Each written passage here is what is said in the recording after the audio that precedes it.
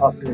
Jadi yang pertama bahwa pendeta atau gereja nggak usah takut, ibadah jalan aja.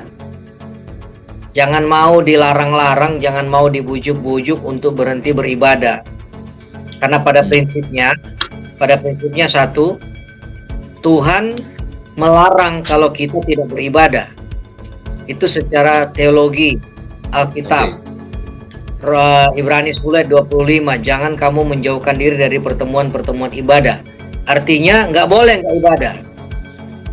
Lalu selain Tuhan juga ingin kita tetap beribadah, melarang kita tidak ibadah. Negara ini juga, konstitusi kita ini justru menjamin kita harus ibadah.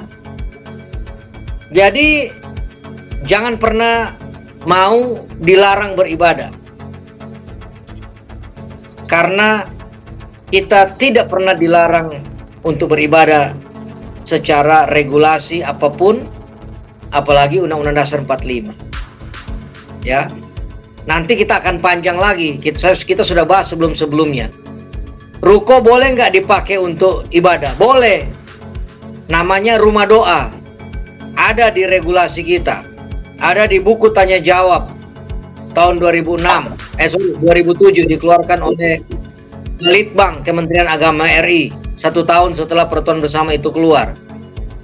Ya. Jadi rumah doa itu boleh. Rumah doa itu tidak perlu ada izin. Jadi rumah tinggal atau ruko bisa melakukan penambahan fungsi. Sama seperti mall ada penambahan fungsi musola. Seperti pom bensin ada penambahan fungsi musola juga. Itu yang pertama. Jadi gereja nggak usah takut dan jangan mau berhenti. Jangan pernah berhenti beribadah. Dan ayo belajarlah regulasi yang ada. Sehingga kita berani untuk menjawab mereka. Nah yang kedua, ini untuk aparatur negara sekali lagi. Seringkali juga aparatur negara nggak ngerti juga, nggak paham juga ini tentang peraturan ini. Maka bagaimana caranya?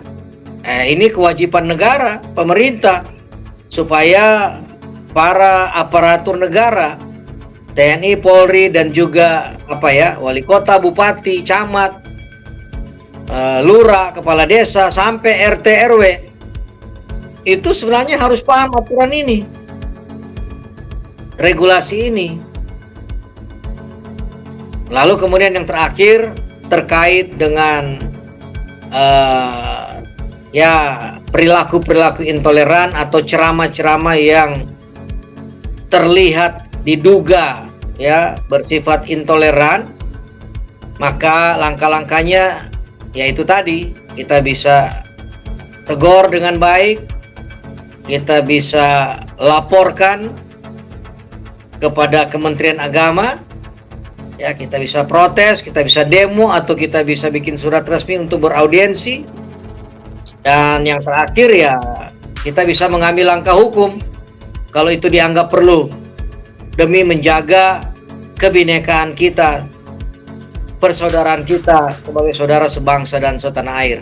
Dan yang paling terakhir, saya mau mengajak sekali lagi umat Kristen jangan mau diam di tempat nyaman.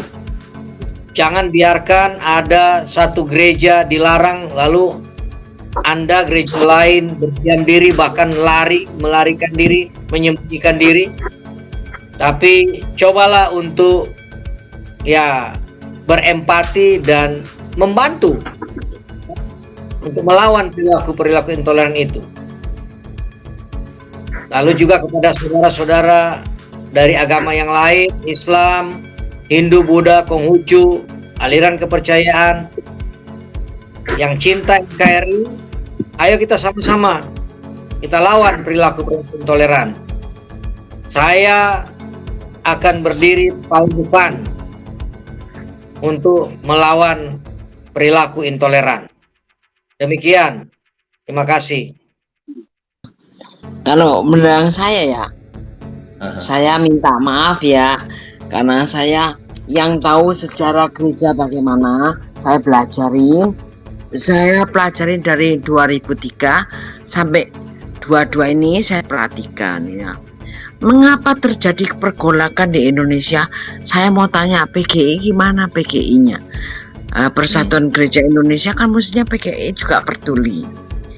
Nah, kita tanya, why tidak peduli tokonya? Nah, ini yang aku heran ya. Karena saya sendiri ngalami di gereja. Banyak kejadian gereja, tapi mereka tidak bisa tolong jemaatnya. Tapi kalau duitnya sudah beras, yes, itu banyak. Maka saya sejak itu saya mencari. Saya belajar dan mulai mencari ternyata bukan cari persamaannya, perbedaannya, yaitu harus berbeda, tidak boleh bersama. Kenapa? Memang itu lain, bahwa kita dari Israel itu benar. Nama Tuhannya kita tahu bahwa terjemahan lain itu salah, sorry ya. Itu jelas Tuhannya Israel ada Yahweh itu jelas.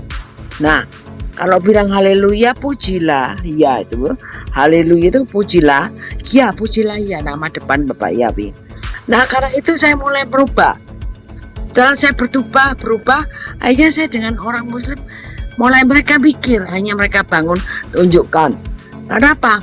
Di situ kita berbeda, kita tidak boleh cari persamaan dan kita menghargai dia. Harusnya dia menerima. Kalau saya tidak pakai itu, sejak itu saya pakai Yahweh. Nah begitu itu, sejak itu dan lagi kemunafikan tidak ada. Jadi tidak pernah lagi munafik, tidak pura-pura lagi. Kita benar-benar dan merayakan yang benar. Kita tahu perayaannya 7 hari raya, kita tahu semua. Dan setelah itu, tapi kita tidak jadi Yahudian tidak.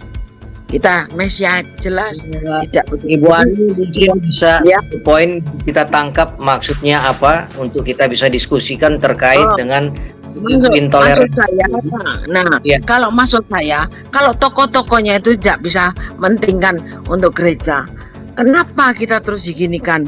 Kita mau nentang negara, itu kan salah. Di dalam pelajaran Alkitab harus tunduk dengan negara itu adalah milik Tuhan juga, nentukan. Kita harus mengerti supaya kita perangi intoleransi bukan dengan cara itu, dengan kasih, katanya bilang gitu. Tapi gimana? Kasih harus tahu kebenaran. Mereka bilang sama kita lain. Kita penyembuhan itu betul. Saya kena jantung, buta mata, dipulihkan. Saya ke dokter terawan, semua dokter dunia tahu. Jadi saya betul-betul nyatakan begitu saya panggil, celik lagi matanya, juga sembuhkan itu saja. Mulai saya mengubah cara hidup saya. Mulai dari dalam ini diubah, mulai mengerti, mengenal. Jadi bukan cari persamaan, perbedaan tidak apa-apa. Hanya kita ngomong, saya berbeda ya, tapi saya menghormati kamu. Kamu juga ya, mereka mulai mengerti.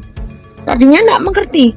Mereka tanya sama saya, maaf ya, mereka tanya gini orang Muslim sama saya, apa Allah itu dilahirkan? Nah, sampai saya ini bingung harus jawab apa. Hanya saya nyelidiki Alkitab, belajar begitu. Menurut pandangan saya, menurut saya ya harus mulai kita dengan kasih ya bicara.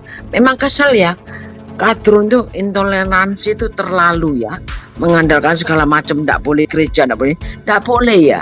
Maksudnya sama. Dan negara ini harus didirikan dari orang yang tidak munafik. Harusnya kita tahu tuh orang Kristen yang merusak seperti Sambu gitu, jadi merusak semua. Jadi pandangannya salah melulu. Jadi mulai dari kita tegakkan tokoh-tokohnya, maka saya bilang dengan negara. Saya bilang dengan negara bahwa kita harus tegakkan Pancasila, harus jadi agama apa saja, Katolik, Kristen, Hindu, harus bersama. Tapi caranya gimana? Mulai cari dari perbedaannya bukan persamaannya, bahwa kita berbeda, Bhinneka Tunggal Ika, berbeda tapi satu jua. Begitu maksud saya Bapak, begitu pandangan saya. Saya berpandangan begitu supaya kita tidak dianggap munafik. Jadi kita tidak bicara untuk kristenisasi atau begitu Bapak. Menurut pandangan saya, silakan lanjut Bapak. Silakan. Kita pahami bersama bahwa Indonesia itu ada 6 agama yang difasilitasi oleh negara dan juga ada begitu banyak aliran kepercayaan. Nah, salah satu agama ini ada agama Islam di dalamnya dan ada agama Kristen dan lain-lain tadi. Nah, di dalam agama-agama itu sendiri secara internal sebenarnya juga seringkali pemahamannya tidak satu saja ya. Sama seperti misalnya kita di Kristen ini ada banyak pemahaman tentang sebuah topik yang ada di Alkitab, maka sebenarnya kita pahami bahwa di agama lain pun tidak selalu memiliki satu pemahaman untuk secara keseluruhan iman atau akidah yang mereka percayai.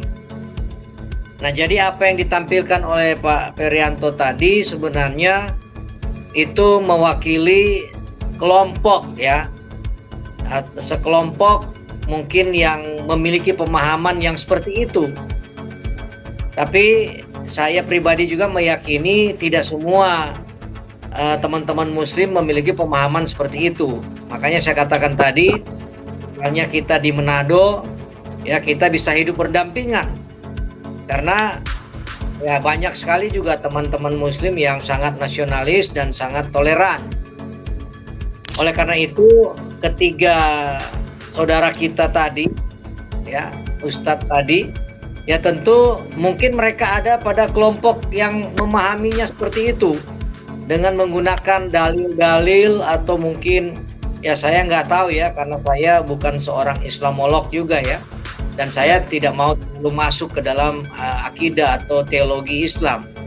Tetapi kalau kita lihat dari pernyataan mereka bertiga, kurang lebih mereka memahami bahwa dengan kita menyetujui pembangunan rumah ibadat agama lain, maka kita dikatakan kita berdosa.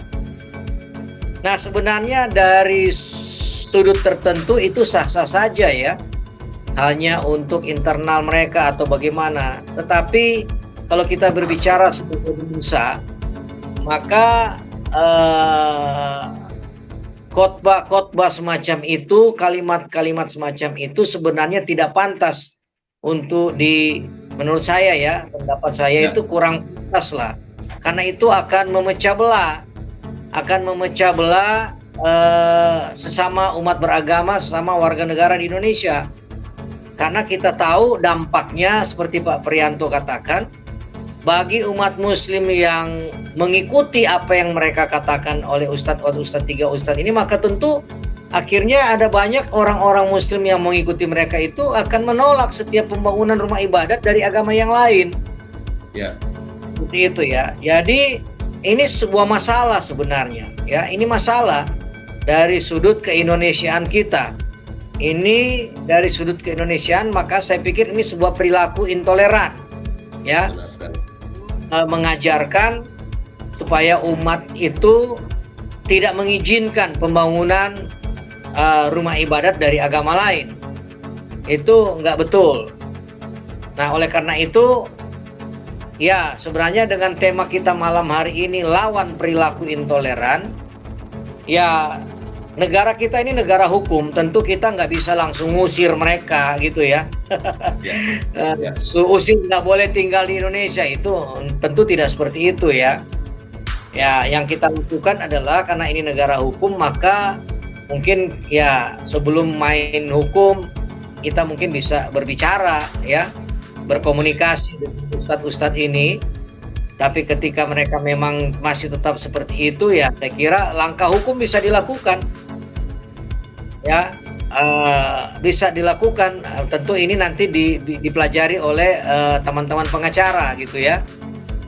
Nah, ustadz-ustadz semacam ini sebenarnya dengan statement-statement yang seperti tadi, sebenarnya ini harus di counter bukan hanya oleh orang Kristen, tapi saya katakan di awal tadi, semua agama kita, baik itu tokoh-tokoh agama, baik itu aktivis-aktivis maupun itu umat beragama yang mencintai Indonesia, yang plural, yang bineka ini, ya tentu kita harus mengingatkan mereka terlebih dahulu, lalu kemudian ya kita harus lawan ya dengan cara-cara yang elegan, dengan cara-cara yang konstitusional, yang tidak melanggar hukum, karena tidak mungkin kita melakukan tindakan-tindakan melawan hukum. Ya, jadi saya kira bisa ya orang-orang semacam beliau-beliau ini ya bisa sebenarnya kita tegur dengan baik-baik, nasihati, dan juga bisa ambil langkah hukum, tapi tentu kita serahkan kepada teman-teman pengacara dalam hal ini ya, supaya tidak melakukan khotbah-khotbah yang bisa membuat gaduh di kalangan masyarakat bawah khususnya. Saya kira gitu, Pak Purwanto.